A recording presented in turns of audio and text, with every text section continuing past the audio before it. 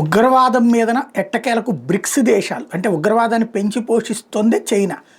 అలాంటి చైనా వేదిక మీద నుంచినే ఉగ్రవాదం మీద ఒకటే మాటతో ఉందామని ఓ మాట అయితే అనిపించగలిగారు నరేంద్ర మోడీ.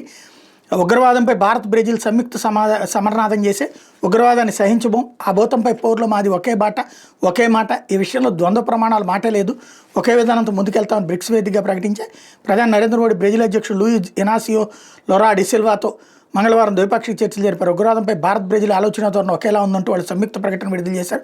పహల్గామ్ ఉదంతం తర్వాత భారత్కి సంఘీభావం తెలిపినందుకు బ్రెజిల్కి డిసిల్వాకి మోడీ ధన్యవాదాలు చెప్పారు.